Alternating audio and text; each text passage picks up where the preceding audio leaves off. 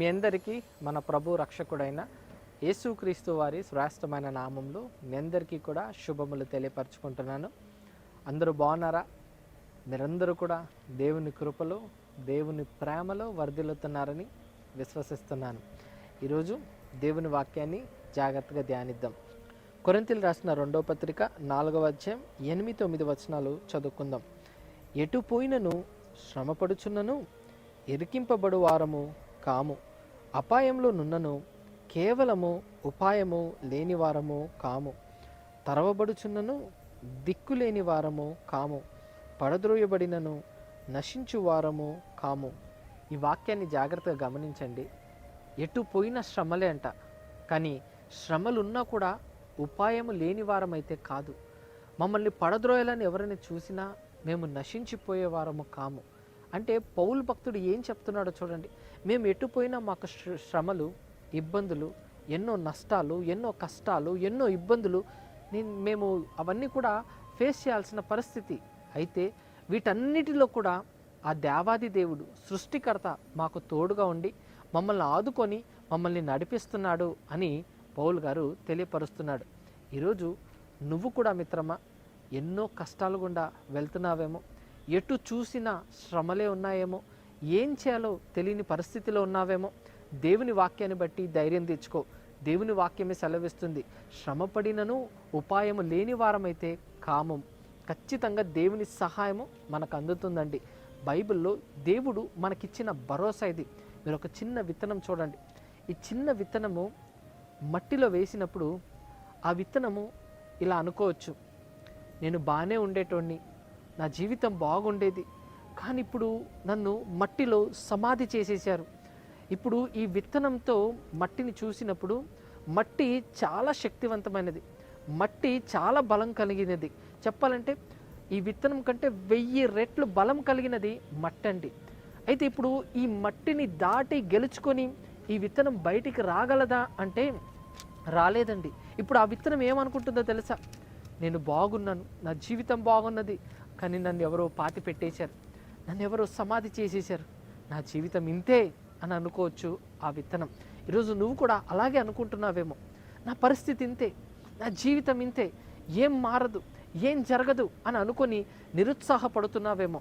నా జీవితంలో నేను చాలా కోల్పోయాను, భర్తతో నాకు మంచి సహవాసం లేకుండా పోయింది, లేకపోతే భార్యతో నాకు మంచి సహవాసం లేకుండా పోయింది, రిలేషన్షిప్ సరిగా నిలబడలేదు, ఆర్థిక పరిస్థితులు సరిగా నిలబడలేదు, నేను కూరుకుపోయాను, నన్ను సమాధి చేసేశారు, నన్ను అణిచివేసేశారు, నన్ను నలగొట్టారు, నన్ను పడద్రోయాలని చూశారు, నన్ను నశింపచేయాలని చూశారు అని నువ్వు ఒకవేళ ఈరోజు బాధపడుతుంటే దేవుడు అంటున్నాడు, విత్తనాన్ని చూడు. ఆ చిన్న విత్తనం మట్టిలో పెట్టినప్పుడు అది కూడా నీలాగే అనుకుంటుంది, నీలాగే ఆలోచిస్తుందేమో, అది కూడా ఇంకా నాకు ఏమీ లేదు, అయిపోయిందంతానని ఆ విత్తనం అనుకోవచ్చు. కానీ దేవుడు ఏం చేయబోతున్నాడో తెలుసా? ఆ విత్తనానికి దేవుడు బలాన్ని ఇవ్వబోతున్నాడు. ఆ విత్తనానికి దేవుడు ఒక కొత్త రూపాన్ని, ఒక అద్భుతమైన రూపాన్ని ఇవ్వబోతున్నాడు. మట్టితో మొత్తం కవర్ అయిపోయి బయటికి రాలేను అని అనుకున్న ఆ విత్తనానికి ఒక మంచి వృక్షంగా ఎదిగేటట్టుగా దేవుడు దీవించబోతున్నాడు. దేవుడు మంచి రూపాన్ని ఇచ్చి దాన్ని అసలు ఎంత గొప్పగా దానిని ఆశీర్వదిస్తాడంటే అది అనేక మందికి విశ్రాంతి తీసుకునే చెట్టుగా, అనేక మందికి ఫలాలు ఇచ్చే చెట్టుగా అది ఎదగబోతుంది. అయితే దాని భవిష్యత్తుని దేవుడు చూశాడు కాబట్టే ఆయన అంటున్నాడు, ఇదిగో మట్టిలో పాతి పెట్టేసరికి జీవితం అయిపోయింది అని అనుకోవద్దు అని అంటున్నాడు దేవుడు. దాని తర్వాత నేను రూపాన్ని ఇస్తాను, నేను బలాన్ని ఇస్తాను అని అంటున్నాడు.